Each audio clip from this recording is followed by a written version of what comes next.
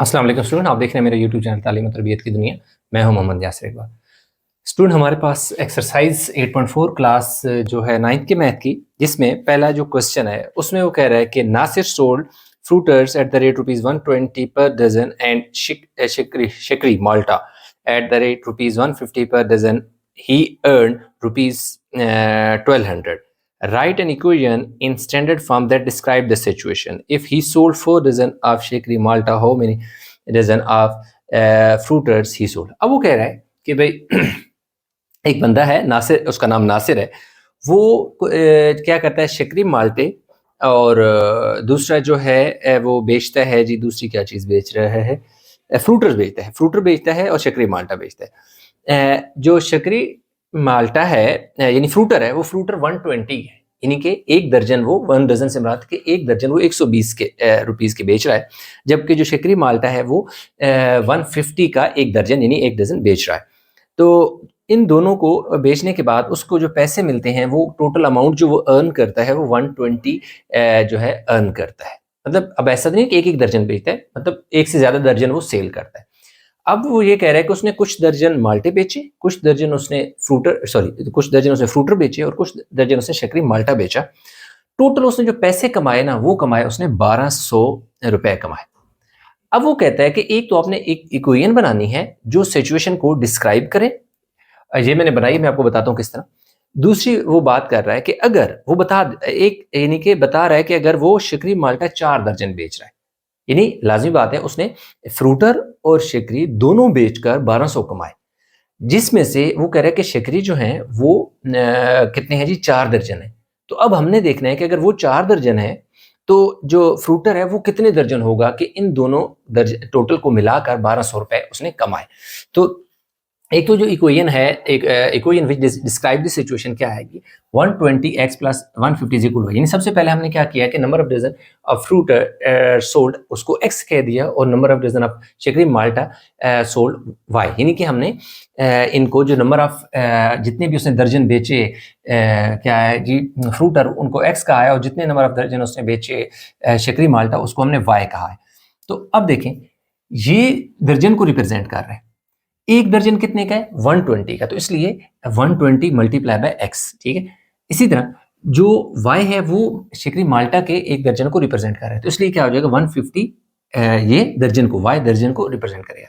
अब ये दोनों जो बेचता है 120 के हिसाब से कुछ दर्जन बेचता है फ्रूटर और 150 के हिसाब से कुछ दर्जन बेचता है शिकरी, तो टोटल कितना कमाता है? 1200 रुपए कमाता है, ठीक है, 1200 रुपए कमाता है। अब वो कह रहा है इफ 4 डजन शिकरी सोल्ड। अब बता रहा है कि भाई जो शिकरी है वो कितना है? y, यानी कि y की वैल्यू कितनी दे रहा है? 4 दे रहा है। तो हमने बताना है कि नंबर ऑफ डजन सोल्ड किसके? फ्रूटर सोल्ड जो है उसके, यानी x की वैल्यू हमने फाइंड करनी है। तो इसमें वैल्यू पुट कर देंगे। ये देखिए जी 120x हमने फाइंड करना है, ये आ जाएगा जी 150, y की जगह आपने क्या पुट कर देना है जी 4 इज इक्वल टू 120, तो 1200 सॉरी, ये 120x हो गया प्लस 4 0 0 4 5 20, 2 कैरी चले गए, 4 1 4 और 2 6, ठीक है। सॉरी ये क्या था जी, 0 होना चाहिए। 4 0 0 4 5 20, 0 लगा, 2 कैरी चले गए, 4 1 4 और 2 6 इज इक्वल टू 120। अब 120x इज इक्वल टू 1200 में से ये 600 इधर प्लस हो रहा है, उधर जाकर इससे क्या कर दो, माइनस कर दो। 600 उधर जाके माइनस हो जाएगा, तो ये आ जाएगा जी 120x इज इक्वल टू 600। अब आप क्या करो कि ये 120 मल्टीप्लाई हो रहा है, उस तरफ जाके डिवाइड हो जाएगा, तो 600 डिवाइड बाय 120, 0 को 0 से कैंसिल कर दो, 12 5 सर, तो कि x की वैल्यू हमारे पास कितनी आ गई? 5 आ गई।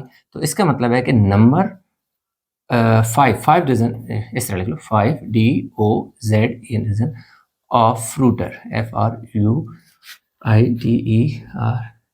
सोल्ड, यानी कितने दर्जन बेचे? 5 दर्जन उसने कितने बेचे? 5 दर्जन उसने बेचे फ्रूटर और 4 दर्जन उसने बेचे शिकरी। अब आपके पास x की वैल्यू क्या है? 4 है और 5 है, और y की वैल्यू क्या है आपके पास? 4 है। अब इन दोनों को पुट करो तो इक्वेशन देखिए सेटिस्फाई हो जाएगी। बस क्वेश्चन कंप्लीट हो गया। जस्ट अब मैं यहाँ पे चेक करके आपको बता रहा हूँ, इक्वेशन सेटिस्फाई करके बता रहा हूँ। देखिए 120 है, आगे क्या है x, x की जगह मैंने क्या कर दूंगा 5 से मल्टीप्लाई कर दूंगा, प्लस 160 को मैं किससे मल्टीप्लाई कर दूंगा 4 और दूसरी तरफ क्या आ जाएगा 1200।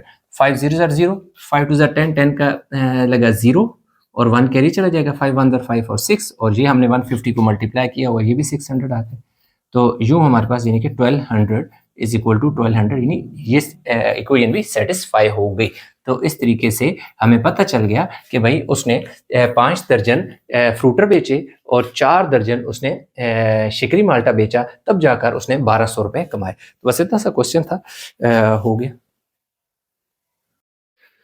अच्छा, तो स्टूडेंट क्वेश्चन नंबर 2 की अगर हम बात करें तो उसमें कहता है the linear equation y is equal to 1450x plus 2000 describes the total cost for staying in a hotel for 1 day. अब कह रहे हैं कि एक हमें वो इक्वेशन दे रहा है, कह रहे हैं कि लीनियर इक्वेशन है that is y is equal to 1450x plus 2000 जो है ये क्या करती है, एक इक्वेशन है जो कि डिस्क्राइब कर रही है total cost for staying in a hotel for 1 day. कि अगर आप एक दिन एक होटल में स्टे करते हैं तो उसके उस 1 डे को जो रिप्रेजेंट करती है एक इक्वेशन, उसमें यानी कि उसकी जो कॉस्ट है वो y is equal to 1450x plus 2000, यानी ये एक इक्वेशन है जो डिस्क्राइब कर रही है कॉस्ट को, कौन सी कॉस्ट, यानी वो कॉस्ट जो एक होटल में स्टे करना है।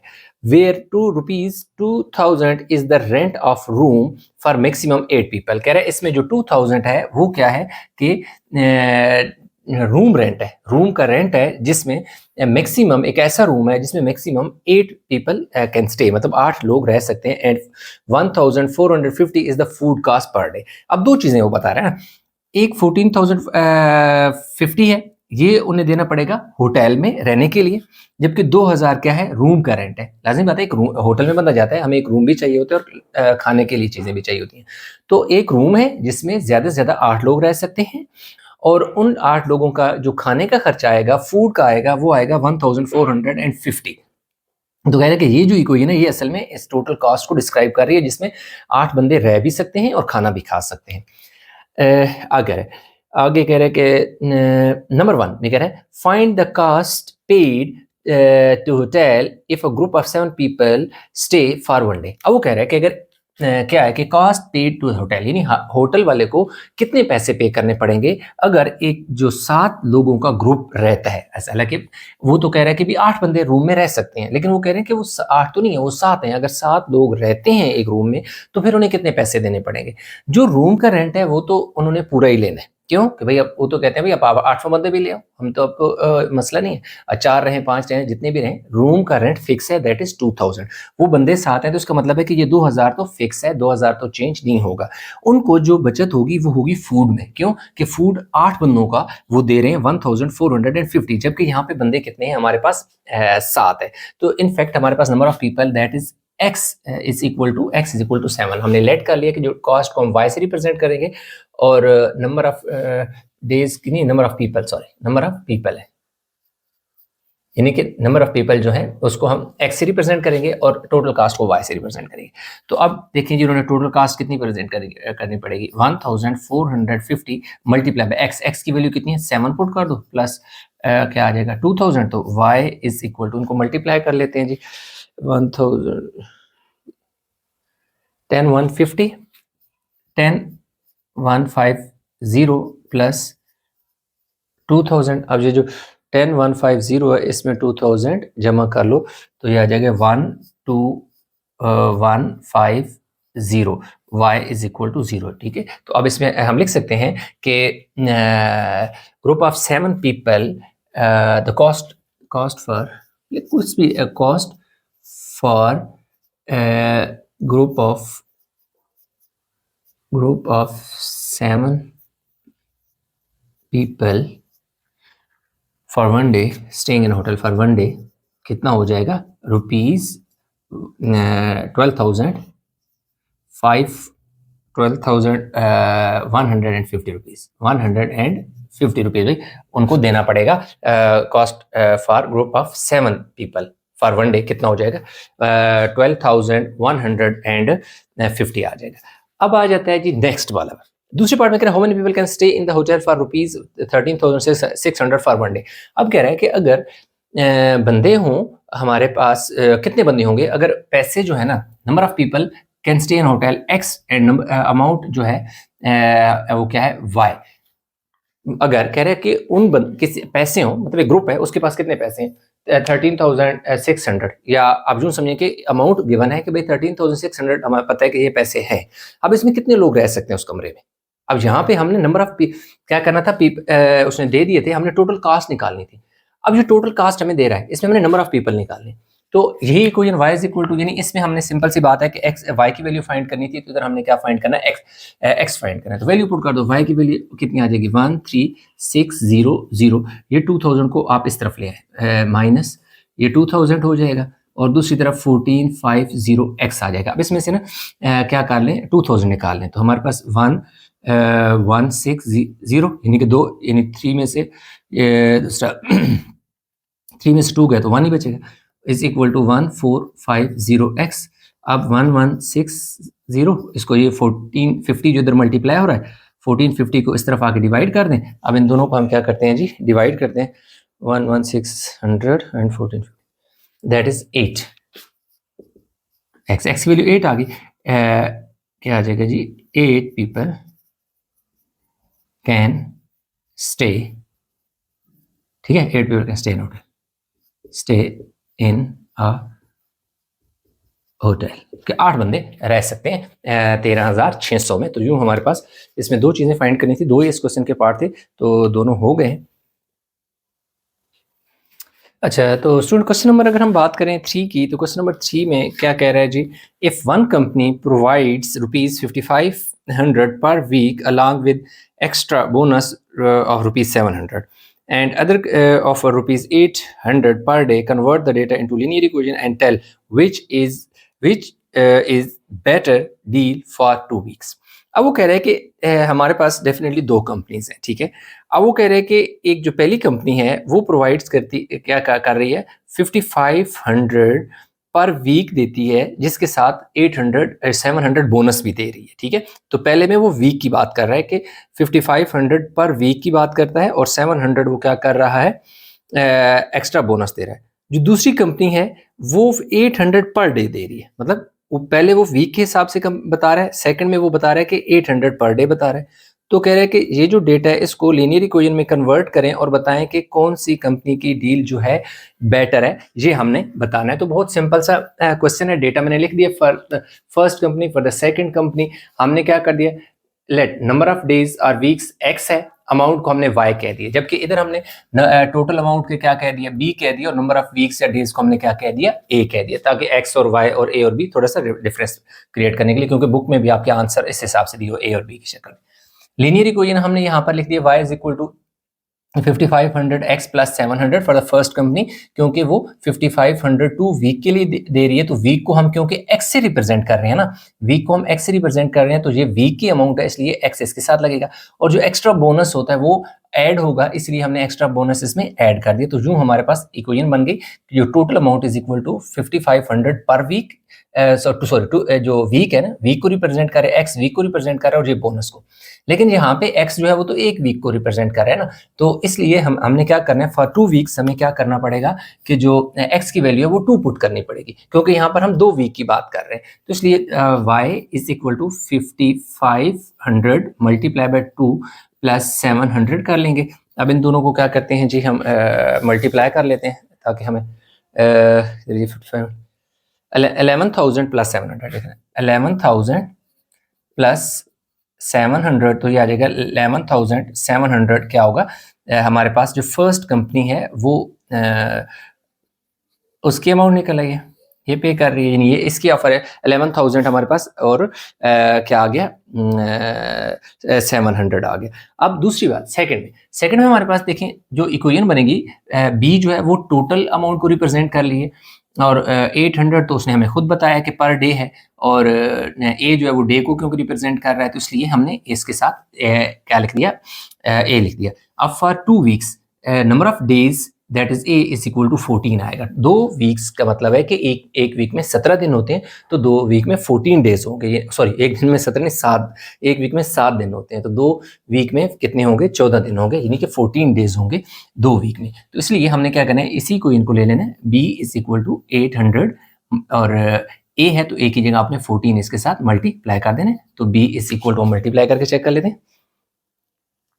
11,200 आ जाएगा, 11,200 आ जाएगा रुपीज, 11,200 आ गया। अब हमने सिंपल इसे बता देना है कि हमने निकालना था कि भाई कौन सी कंपनी बेटर है, तो first company deal is better. आप लिख देना first company deal is FIR, last में फर्स्ट कंपनी, जो पहली कंपनी है उसकी डील जो है हमारे पास बेटर है। क्यों? कि वो कितना दे रही है, 11,700 दे रही है, जबकि ये 11,200 दे रही है। तो लाजिम बात है ये जो है इसकी ऑफर बेटर है सेकंड कंपनी की निस्बत। अच्छा, एक और है कि आप इसमें यूं भी आप लिख सकते हैं, अगर आप यूं लिखना चाहें ना, y is equal to 800 x कर लें फॉर 2 वीक्स, आप for 2 weeks x is equal to 14, तो y इज इक्वल टू 8 और 14 मल्टीप्लाई करें तब भी हमारे पास कितना आ जाएगा, 11,200 ऐसे भी आ जाएगा। रिप्रेजेंटेशन से कोई मसला नहीं है, आप बेशक ये लिख लें या ये लिख लें, एक ही बात है। तो यूँ हमारे पास जो क्वेश्चन 3 था स्टूडेंट वो भी हो गया कंप्लीट। अच्छा, तो स्टूडेंट क्वेश्चन नंबर अगर हम 4 की बात करें तो क्वेश्चन नंबर 4 में कहते हैं a man earns ₹120 per hour, के एक बंदा है जो ₹120 यानी 120 रुपए हर घंटे बाद, यानी एक घंटे की जो अमाउंट जो वो अर्न करता है एक घंटे में 120 है। He has ₹500 in addition with him, मतलब जब उसने काम शुरू किया तो उसके पास पहले से 500 रुपए था, 500 यानी पहले से ऑलरेडी उसके पास थे।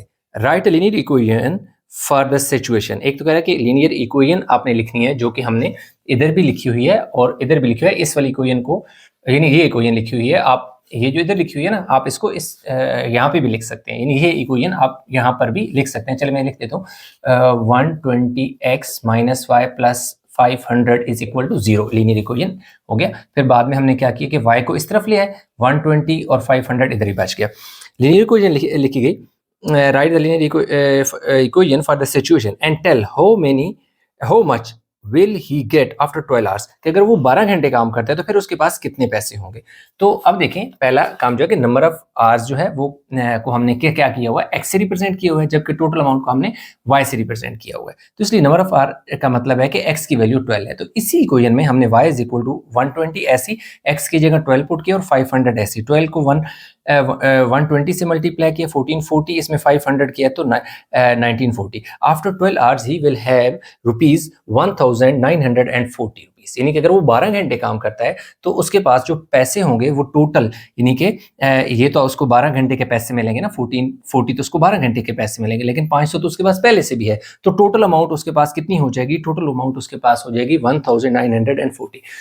अब दूसरे पार्ट में कह रहा है what does slope show in this situation, के स्लोप क्या रिप्रेजेंट कर रही है इन दिस सिचुएशन। तो हमने जो लीनियर इक्वेशन हमने यहाँ बनाई थी वही लिख दी, फिर हमने क्या किया कि y को उधर ले जाए और 120 और इसको इधर ही रहने थे, जैसा कि लाइक हमने इधर किया था। तो हमने जस्ट इस y को पॉजिटिव बनाने के लिए इधर लिख दिया। आप इस तरफ भी लिख सकते हैं और इस तरफ भी, यानी कि ऐसे भी लिख सकते हैं, कोई फर्क नहीं पड़ता। अब देखिए हमारे पास जो इक्वेशन होती है आमतौर पर क्या होती है, x plus y plus 5, 7, 8 something like that, कोई वैल्यू कांस्टेंट यहाँ पर होता है। जब भी हमारे पास कोई भी इक्वेशन होती है तो उसमें एक हमारे पास कांस्टेंट होता है, जैसे ये देखें हमारे पास x है, फिर देखिए y है और फिर हमारे पास कांस्टेंट है, एक जनरल फॉर्म होती है। तो स्लोप का फार्मूला ये होता है is equal to minus B over A, का मतलब है कि जो कोफिशिएंट किसके साथ, ए से मुराद जो कोफिशिएंट ऑफ x, यानी x के साथ जो कोफिशिएंट, जैसे कि यहाँ पे 120 है, उसके डिवाइड बाय बी का मतलब होता है कि कोफिशिएंट ऑफ y, यानी कि जो y के साथ वैल्यू है वो आपने लिखनी है। तो अब देखें ये माइनस ऐसे, अब x के साथ क्या कोफिशिएंट है 120, तो 120 लिख दिया, y के साथ कुछ भी नहीं, मतलब 1 तो है ना, इसलिए -1, क्योंकि माइनस है ना तो माइनस, ये वाला माइनस इस माइनस को प्लस कर देगा तो 120 आ गया। अब देखें ये जो 120 है वो क्या कर रहा है, जो एक घंटे की पर आवर जो उसकी वेजेस है, जो मजदूरी है ना, उसको रिप्रेजेंट कर रहा है। तो पूछ रहा है बताएं कि स्लोप किस चीज को रिप्रेजेंट कर रही है। भाई स्लोप उसके एक दिन की जो उसको पैसे मिलते हैं, एक दिन का जो वेज है, यानी कि उसकी जो कमाई है या उसकी जो मजदूरी है उसको रिप्रेजेंट कर लिया, इसलिए हमने ये बता दिया उसे। नंबर 3 की अगर हम बात करें तो नंबर 3 में कह रहे हैं what does y intercept represents here, कि भाई इसमें वाई इंटरसेप्ट क्या होता है। बेसिकली वाई इंटरसेप्ट का ये मतलब होता है कि जैसे हमारे पास ये एक कार्टेशियन प्लान होता है ना, एक लाइन यहाँ पे एक अगर कट कर रही है, ये 0 है, ये देखिए 1 है, ये देखिए अगर फर्ज किया 2 है, ये हमारे पास क्या है 3 है, तो ये वाई इंटरसेप्ट ये कहलाएगा, यानी कि वो पॉइंट जहाँ पर एक लाइन वाई एक्सिस को क्या कर रही है, कट कर रही है, उसको हम क्या कहते हैं, वाई इंटरसेप्ट कहते हैं। तो वाई इंटरसेप्ट का मतलब है 3 यहाँ पे हुआ, क्यों, क्योंकि ये जो लाइन है ये वाई एक्सिस को 3 पर कट कर रही है। वो वैसे उसने पूछा नहीं था कि भाई, और उसमें एक्स हमारा क्या होता है, 0 होता है। क्यों 0, हम देखो ना वाई इंटरसेप्ट के लिए एक्स 0 पुट करते हैं, क्योंकि यहाँ पर बिल्कुल पॉइंट जो है वो वाई एक्सिस के ऊपर है, तो इसका मतलब है कि हमारा पॉइंट कुछ ऐसे बनता है 0 और 3 बनता है, जिसमें एक्स की वैल्यू 0 हो और वाई की वैल्यू 3 होती है। यानी वाई इंटरसेप्ट जब भी होगा उसमें हमारा जो एक्स होगा वो 0 होगा। जबकि एक्स इंटरसेप्ट की बात करें तो एक्स इंटरसेप्ट हमारा यहाँ पर बनता होता है, तो यहाँ पर हमारा जो y होता है वो 0 होता है। एक्स इंटरसेप्ट पे आपका y 0 होगा और y इंटरसेप्ट पे आपका x 0 होगा, तो इसलिए फॉर y इंटरसेप्ट x तो 0 होता है, तो इसलिए हमने क्या कर दिया, इसी इक्वेशन में 120 के साथ x है तो x की जगह 0 पुट किया, तो 120 0 0 हो गई, 500 y इज इक्वल टू 500। तो अब देखें y किस चीज को रिप्रेजेंट कर रहा है, उस अमाउंट को रिप्रेजेंट कर रहा था जो उसके पास शुरू में पहले से पैसे थे, मजदूरी करने से यानी काम करने से पहले उसके पास 500 रुपए जेब में था। तो आपने लिख देना है this represent the amount of money the man has before he start working, कि जब उसने अपना काम शुरू किया तो उससे पहले जो पैसे उसके पास थे, वाई इंटरसेप्ट उस चीज को रिप्रेजेंट कर रहा है। तो बस इतना सा सवाल था, वीडियो को बेशक पास करके स्क्रीनशॉट ले लें। अच्छा, तो स्टूडेंट बात करें अगर क्वेश्चन नंबर 5 की, तो क्वेश्चन नंबर 5 में कह रहा है Ali shifted in a rented house on 1 सितंबर, यानी महीने की 1 तारीख को वो एक घर में शिफ्ट हुआ है। The electric meter of house was showing 44 units on that day, यानी जब वो बंदा उस घर में एक रेंट पे उसने घर लिया, उस घर में शिफ्ट होता है, तो जाके मीटर की रीडिंग नोट करता है, तो उस पर 44 यूनिट्स यानी कि ऑलरेडी कंज्यूम हो चुकी हैं। ठीक है, आगे वो क्या कहते हैं जी, if the average electricity consumed is 18 units per day, कह रहा है कि अगर हर रोज जो अली है वो 18 यूनिट्स को यूज करता है, कंज्यूम करता है, तो बताएं represent the situation through linear equation. कह रहे हैं इसकी एक लीनियर इक्वेशन बनाए, सिंपल सी बात है। तो हमने क्या लेट किया कि नंबर ऑफ डेज को एक्स का है, electricity consume that is mean number of units consume भी आप लिख सकते हो। ठीक है, वाई लीनियर इक्वेशन हमारे पास क्या बनेगी, अब क्या है, कितनी यूनिट रोज यूज हो रही है,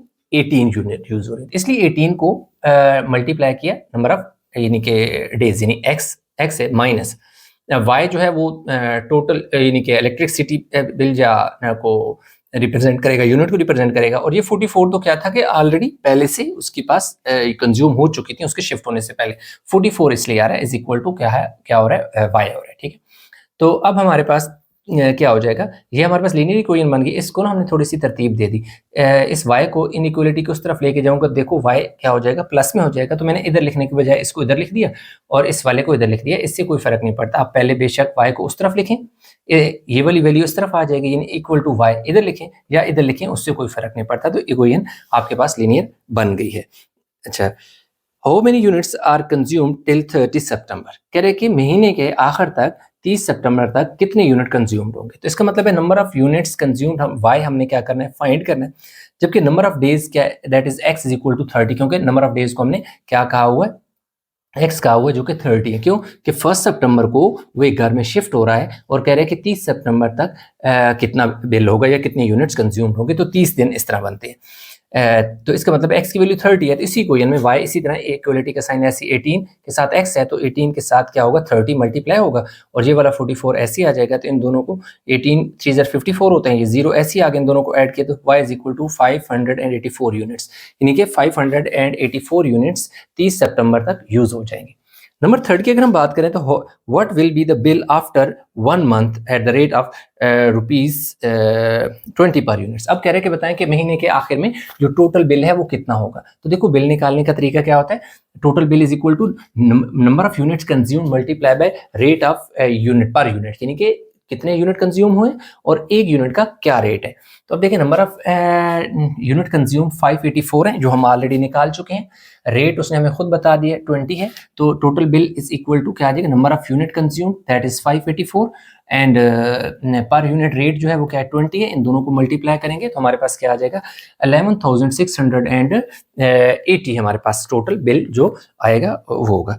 लास्ट में वो हमसे पूछ रहा है after how many days the meter shows 404 units. अब तो महीने में तो 584 यूनिट्स बनते हैं, तो अब वो कह रहे हैं कि बताएं कि number of units y is equal to यानी कि 404 यानी 404 यूनिट्स कितने दिनों तक इस्तेमाल होंगी, वो नंबर ऑफ डेज हमने बताने हैं। तो इसलिए हमारे पास क्या हो जाएगा, y की वैल्यू क्या है 20 है, तो y is equal to 18x plus 44। ठीक है, हमने x इधर फाइंड करना है, तो y की जगह 404 पुट कर दिया, ये 44 इधर आके माइनस हो गया, 18x इसी तरह इन 404 से 44 निकालें 360, 18 मल्टीप्लाई हो रहा है इक्वल के इस साइड पे आके डिवाइड हो जाएगा। जब 18 2 36 होता है तो देखें x की वैल्यू 20 हो जाएगी, तो after 20 days meter will shows 404 units, मतलब 20 दिनों के बाद जो मीटर की रीडिंग होगी यानी जो यूनिट्स कंज्यूम्ड हो चुकी होंगी वो 404 यूनिट्स कंज्यूम्ड हो चुकी होंगी। तो बस इतना सा सवाल था, कंप्लीट हो गया। अच्छा, तो स्टूडेंट क्वेश्चन नंबर 6 में कह रहा है कि Alia hired a taxi with a fixed charge of ₹1500 plus ₹450 पर 30 मिनट्स। अब क्या है कि एक आलिया एक लड़की है जो क्या करती है, एक टैक्सी को किराए पे लेती है।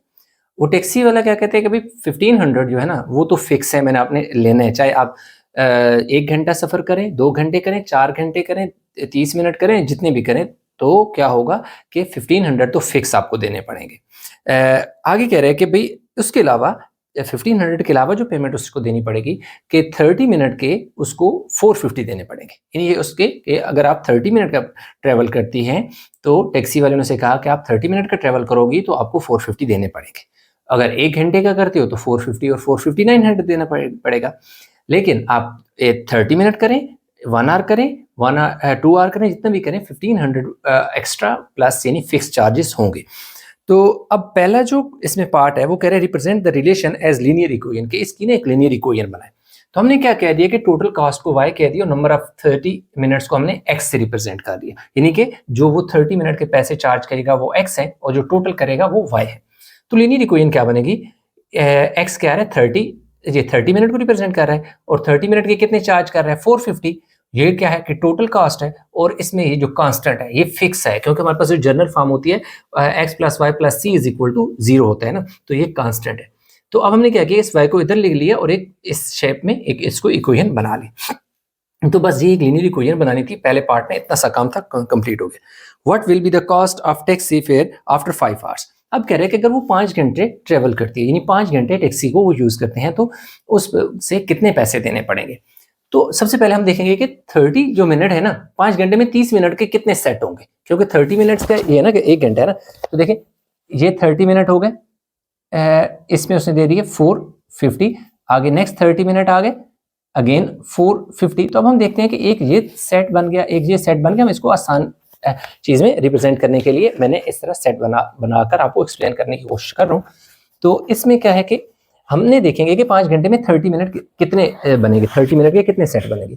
तो घंटे हैं 5, ठीक है जी। x is equal to 5 multiply by 2। 5 multiply by 2 क्यों करेंगे कि एक घंटे में 2 सेट होंगे 30 मिनट के 30 मिनट का एक सेट, 30 मिनट का दूसरा सेट। तो इसलिए 2 से रिप्रेजेंट किया, तो x इक्वल टू 30 मिनट के। अगर हम 30 मिनट के सेट बनाएं तो 5 घंटे में हमारे पास कितने सेट बनेंगे, 10 सेट बनेंगे। 10 पहले सेट 30 मिनट का, दूसरा सेट 30 मिनट का, यानी एक घंटे में 2 सेट हो गए, तो 5 घंटे में 10 सेट हो गए। तो इसलिए x हमारे पास 10 हो जाएगा। तो cost of taxi fare that is y हमने क्या करना है, फाइंड करना है। तो हमने यही जो इक्वेशन है ये ले ली, y इक्वल 450, x है, x की वैल्यू देख सकते हैं 10 है, तो इस x की जगह 10 और ये जो प्लस 1500 फिक्स है वो इस तरह लिख दिया। ये 400 यानी 4500 हो जाएगा और 15 टोटल, यानी कि 5 घंटे में बाद उसने टैक्सी वाले को 6000 पे करने होंगे, जिसमें 4500 उसका क्या होगा, जो ट्रैवल चार्जेस हैं वो, और 1500 जो फिक्स हैं वो। नंबर 3 में क्या कह रहा है, what is the slope of equation in this case, के इस केस में हमारे पास जो स्लोप होगी ऑफ इक्वेशन, यानी कि स्लोप क्या होगी इस इक्वेशन में। तो हमारे पास जो इक्वेशन फॉर स्लोप जो होती है ना, एक जनरल टर्म उसकी होती है y is equal to mx plus c। ये जो m है ये आपका स्लोप होता है, ये जो m है ये स्लोप को रिप्रेजेंट करता है, और ये जो c है इसको y इंटरसेप्ट कहते हैं, ठीक है, y इंटरसेप्ट, या हम आप कांस्टेंट कहें, ये यानी कि हमारे पास होता है। तो अब हमारे पास क्या हो गया, y इज इक्वल टू, ये इक्वेशन हमारे पास क्या है जो उसने दे दी, y is equal to 450 plus x plus 1500। अब आप देख सकते हैं y इक्वल, अब x तो है ना, और सी भी हमारे पास, यानी कांस्टेंट भी आप इसे कह सकते हैं, या आप इसे बेशक कांस्टेंट कह दो, वो भी आप कह सकते हैं। कांस्टेंट आ गया। तो अब हमारे पास देखें क्या आ गया कि x के साथ जो वैल्यू होती है वो स्लोप होती है। तो x के साथ क्या है 450, इसका मतलब है कि इस इक्वेशन में हमारे पास जो स्लोप है वो 450 है। अब ये किसको शो कर रही है? This slope represents cost per 30 minute interval, के ये जो स्लोप है इस इक्वेशन में इस चीज को रिप्रेजेंट कर रही है कि जो 30 मिनट का इंटरवल है उसकी कितनी कास्ट है। जो 30 मिनट का इंटरवल होगा उसके जो पैसे बनेंगे, जो उसकी अमाउंट बनेगी, जो उसकी कास्ट बनेगी, इस इक्वेशन में वो हमें रिप्रेजेंट कर रही है स्लोप। तो ये हमारे पास स्लोप है और ये कॉस्ट 30 मिनट जो है इंटरवल है उसको रिप्रेजेंट कर रही है। तो बस इतना सा क्वेश्चन था, कंप्लीट हो गया। अच्छा, तो स्टूडेंट क्वेश्चन नंबर 7 की बात करें, कहते हैं drive the relation between Fahrenheit and Celsius scale in slope intercept form, कि जो फ़ारेनहाइट और सेल्सियस स्केल है इसके को स्लोप इंटरसेप्ट फॉर्म में क्या करें, इसे लिखें। तो स्लोप इंटरसेप्ट फॉर्म क्या होता है? y is equal to M X plus C होता है। तो जनरल जो फॉर्म होती है फ़ारेनहाइट और जो सेल्सियस स्केल होता है उसका एक जनरल फार्मूला होता है और फिक्स होता है, हमेशा इसी शक्ल में होता है, ठीक है। तो इसलिए f is equal to 9/5c plus 32, ये फ़ारेनहाइट होता है, ये जो 5 एस सी है ये सेल्सियस स्केल को रिप्रेजेंट करता है। तो देखें y f की जगह देखो y है इक्वल, ये स्लोप है m स्लोप, यानी 9/5, c की जगह x, और ये जो c है इसकी जगह हमारे पास ये 32 आ जाएगा। तो ये क्या हो जाएगा? रिप्रेजेंट स्लोप इंटरसेप्ट फॉर्म, ये होना है। यानी सिंपल आपने जो f है उसको y कह देना है और जो c है उसको x कह देना है। आप इस तरह भी लिख सकते हो, let Fahrenheit f is equal to, आप यहाँ पे मैं लिख देता हूँ, लेट कर लें, यानी कि अगर ऐसे करें ना, लेट जो आपके पास फ़ारेनहाइट है, फ़ारेनहाइट को that is f is equal to, आप y कह दें, और दूसरा हमारे पास किसकी बात करता है? सेल्सियस की बात करता है। सेल्सियस स्केल जो है दैट इज c, उसको आप x कह दें। तो सिंपल आप देख सकते हैं कि हमारे पास जो c है इसकी जगह देखो x आ गया, और जो फ़ारेनहाइट है उसकी जगह y आ गया। तो ये हमारे पास पहला पार्ट इसका सॉल्व हो जाता है। जो दूसरा पार्ट है उसमें फर्स्ट सी एलिमेंट है, कह रहे what does y intercept and slope shows in the equation, के y इंटरसेप्ट और जो स्लोप है वो क्या रिप्रेजेंट यानी उनकी वैल्यू क्या है। तो ये हमारे पास स्लोप होता है, क्योंकि आप देख सकते हैं कि m x प्लस सी, तो m जो होता है ये स्लोप होता है, इसलिए slope m is equal to 9/5। तो ये जो 7c होता है ये y इंटरसेप्ट होता है, ठीक है, ये y इंटरसेप्ट होता है, इसलिए y intercept c is equal to 32। ये यहाँ पे जो कांस्टेंट वैल्यू होती है ये y इंटरसेप्ट को रिप्रेजेंट करती है, जबकि जो x के साथ m की वैल्यू होती है ये स्लोप को रिप्रेजेंट करती है। तो ये इतना सा पार्ट 2 था।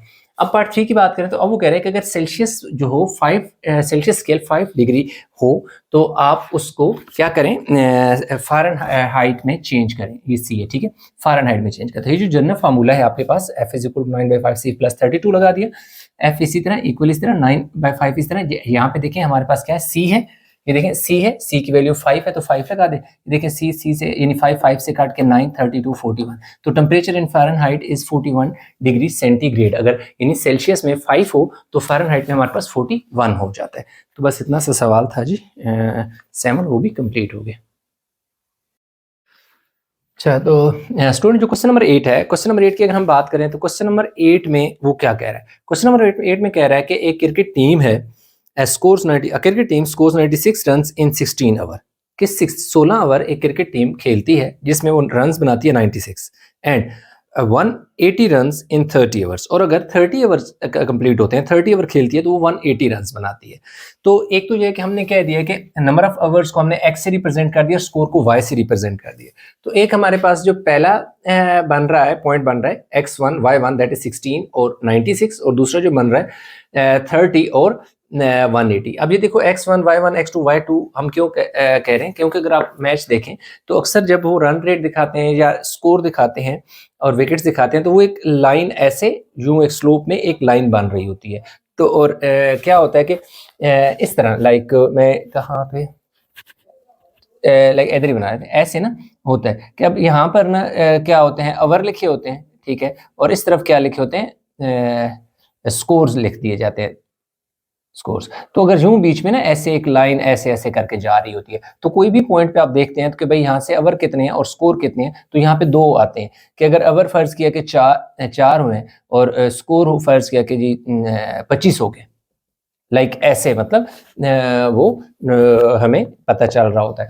तो यही चीज़ हमारे पास बन रही थी, इसलिए हमने यहाँ पे बता दिया कि 16 ओवर में 96 रन हैं, 30 ओवर में 180 रन हैं। तो पहले में कह रहे हैं right an equation of line for this situation. एक तो यह है कि हमने एक इक्वेशन बनानी है। तो इक्वेशन बनाने के लिए हमारे पास देखें एक पॉइंट दिया हुआ है, हम पॉइंट्स यानी कि पॉइंट स्लोप फॉर्म लगाएंगे ये वाली।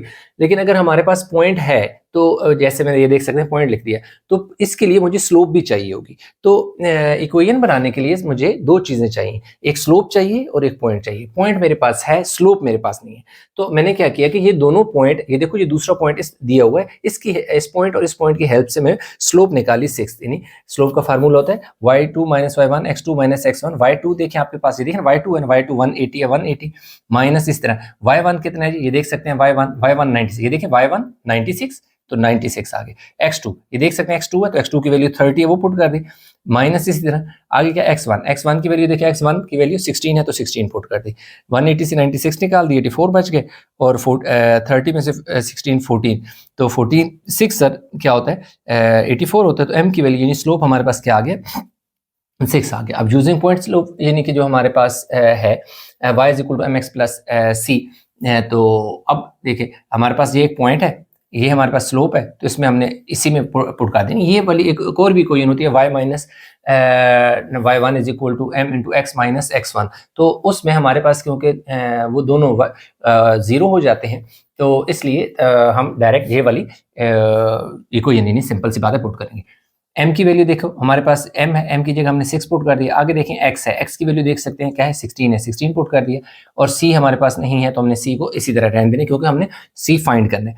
तो अब हमारे पास क्या हो गया कि यहाँ पर हमने 96 हो गया, 96 इधर आके माइनस हो गया, तो ये c इज इक्वल टू 0 हो गया। इक्वेशन ऑफ लाइन क्या बनेगी, y is equal to mx plus c है, तो y is equal to m की वैल्यू क्या है 6 है, x की इसी तरह c क्या है हमारे पास 0 है, तो y इज इक्वल टू 6, ये हमारे पास क्या होगी इक्वेशन बन गई।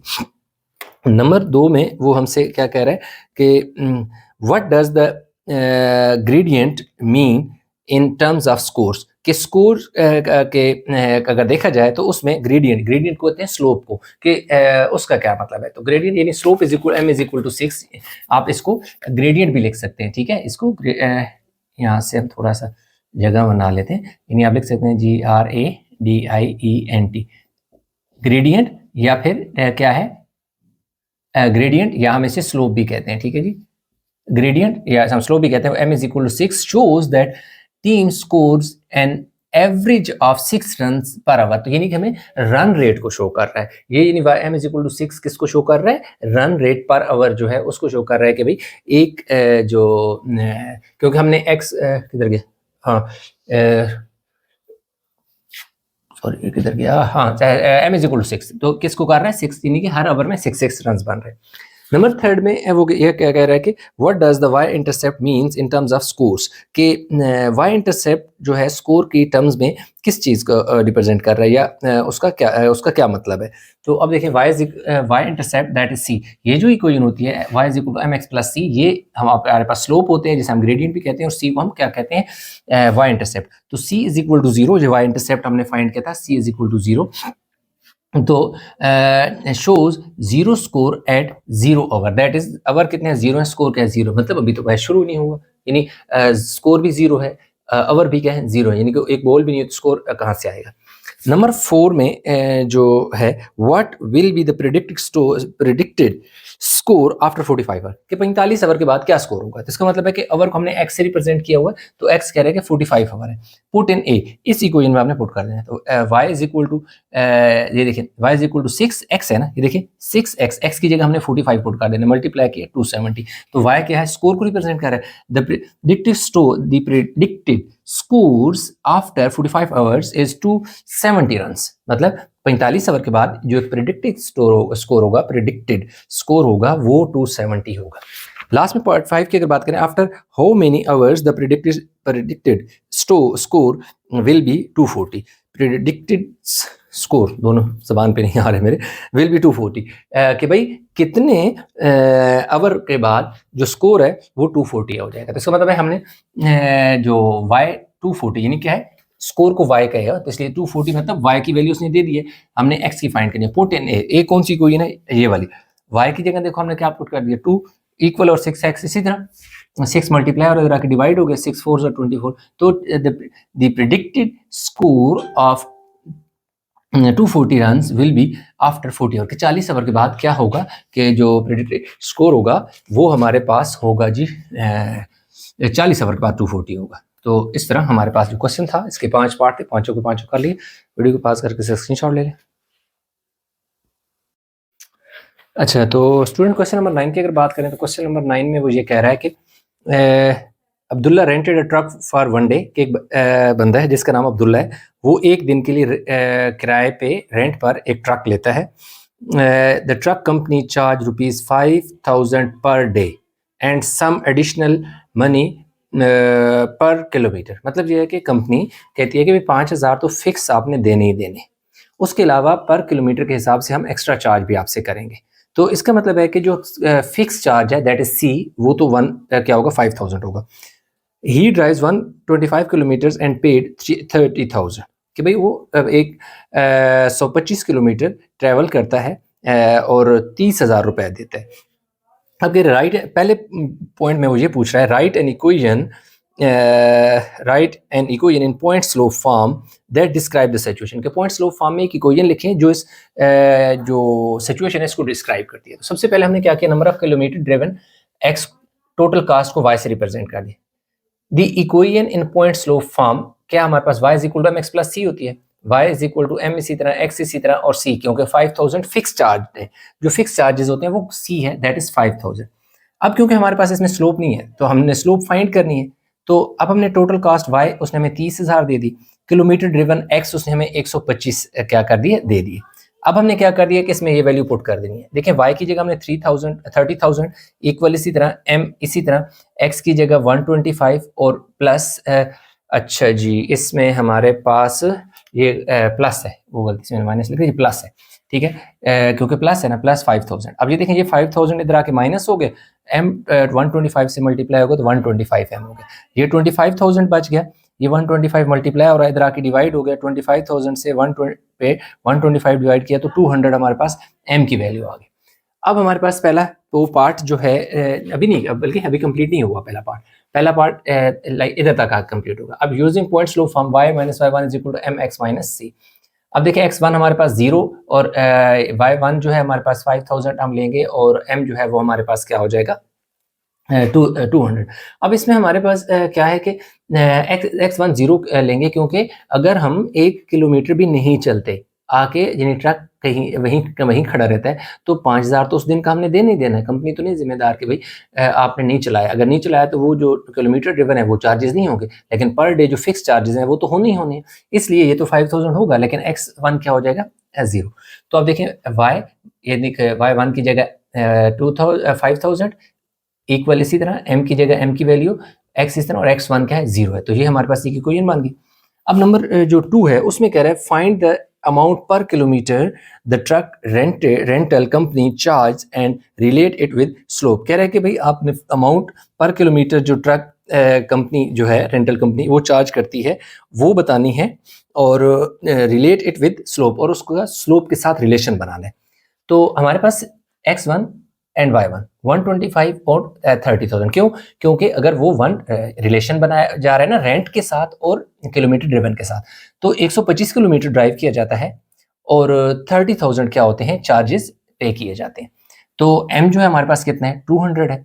तो using point slow form y, इसी तरह y1 की वैल्यू देखें, y1 की वैल्यू क्या है 30,000 है, 30,000 आ गया इक्वल, किधर गई कोई ये इसी तरह आ गया इक्वल m की वैल्यू हमारे पास 200 है, x इसी तरह माइनस x1 ये देखिए x1 की वैल्यू 125 है, 125 पुट कर दी, तो ये हमारे पास एक रिलेशन बन गया कि जो वो कह रहा था कि भाई अमाउंट पर kilometre the truck rental company charge and relate it with slope, कि स्लोप के साथ उसको रिलेट करना है, जो वो किलोमीटर कितने चलते हैं, वो रेंट कितना उसका बनता है, और इसका जो स्लोप है उसके साथ उसको यानी कि हमने रिलेशन क्रिएट करना था, तो रिलेशन बन गया। Last part third, how much would it cost if Abdullah drove 180 kilometre, अगर वो 180 किलोमीटर चलता है फिर कितने पैसे देंगे।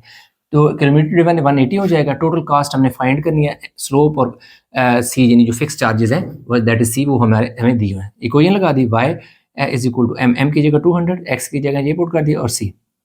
अब देखिए इन दोनों को मल्टीप्लाई किया 3600 एंड 5 ऐड किया तो 41,000 आ गया। तो the cost for driving 180 kilometre is 41,000 के। अगर वो 180 किलोमीटर का सफ़र करता है तो उसे 41,000 रुपये जो है देने पड़ेंगे। तो यूँ क्वेश्चन नंबर जो 9 है वो हो गया कंप्लीट।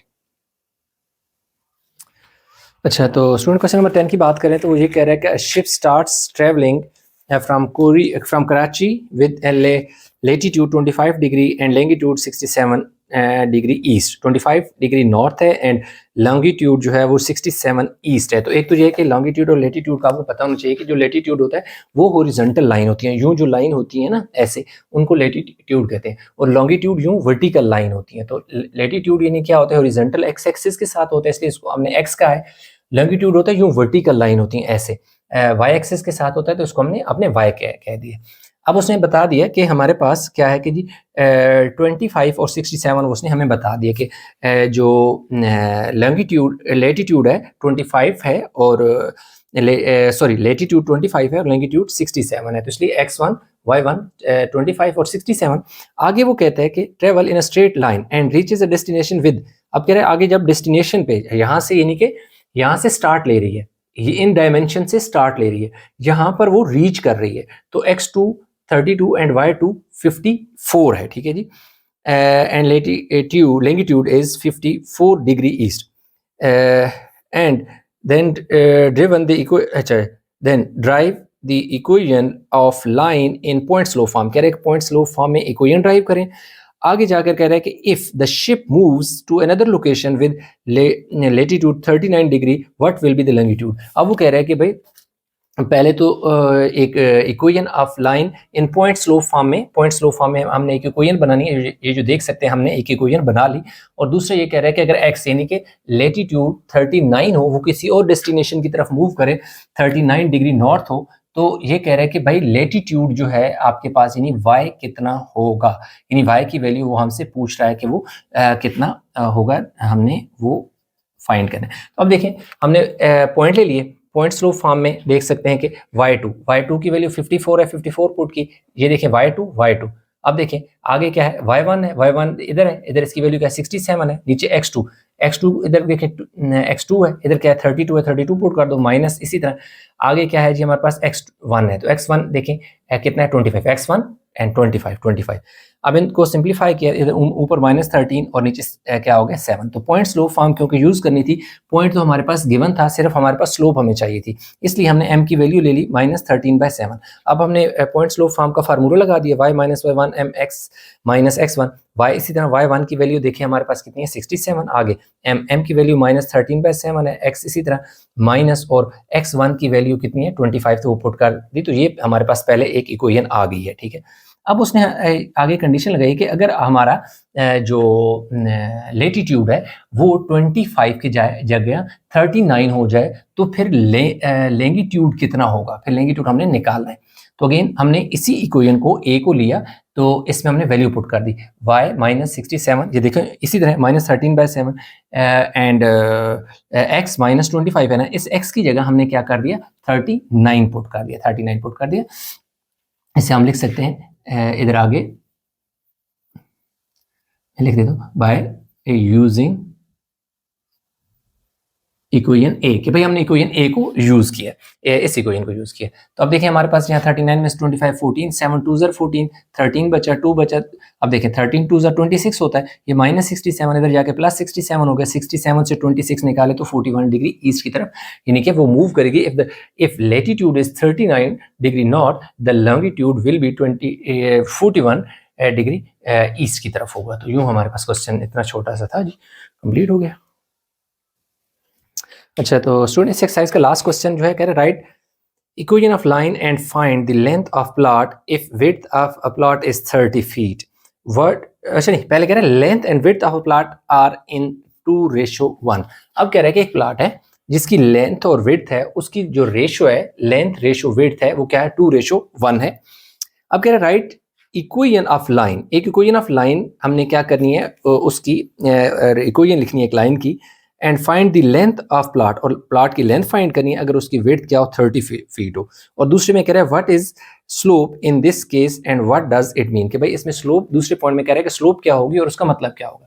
तब देखिए हमने लेंथ को x कहा है, विड्थ को y कहा है. रेशो की अगर हम बात करें तो रेशो उसने हमें क्या दी हुई है, length ratio width is equal to 2:1. So length की वैल्यू क्या हो जाएगी, is length is equal to 2 time width, यानी कि विड्थ के 2 टाइम है. तो देख सकते हैं ना कि लेंथ हमारे पास 2 है तो विड्थ 1 है, यानी विड्थ का डबल है लेंथ. तो y देखिए लेंथ को हमने क्या कहा हुआ है, y इक्वल 2, और विड्थ को हमने क्या कहा, x. तो इस तरह हमारे पास पहली जो उसने लाइन की इक्वेशन कही थी तो y is equal to 2x हमने निकाल दिया. अब कह रहे हैं कि विड्थ हमारे पास कह रहा है x 30 हो, यानी कि क्या हो, 30 हो. तो अब सिंपल सी बात है कि 2 टाइम है ना, तो वो 60 हो जाएगा, लेकिन हमने सॉल्व करके बताना है, यानी लेंथ हमने फाइंड करना है फ्रॉम इक्वेशन 1. इस इक्वेशन के y is equal to 2x, y इसी तरह इक्वल, इसी तरह 2, इसी तरह x की वैल्यू क्या है 30, तो 2 30 60. So length of plot is 60 feet, यानी कि इसके डबल हो गए. अब जो उसने बात की थी कि जिस इक्वेशन में यानी कि स्लोप क्या है और स्लोप का मतलब क्या है, तो y is equal to 2x है ना, तो हमारे पास जो स्लोप होता है वो x के साथ वाली वैल्यू होती है. ठीक है, x के साथ 2 है तो इसलिए slope m is equal to 2 हो गया. This slope that is m is equal to indicates that the length of plot is twice the width, कि भाई इसका ये मतलब है कि भाई जो लेंथ है उसकी निस्बत जो विड्थ है वो ट्वाइस होगी, डबल होगी. बस इतना सा क्वेश्चन था. तो एक्सरसाइज इस तरह हमारे पास स्टूडेंट होगी कंप्लीट. उम्मीद करता हूँ क्वेश्चन समझ आए होंगे. इसमें कहीं किसी जगह कंफ्यूजन नीचे कमेंट में जरूर बताइएगा.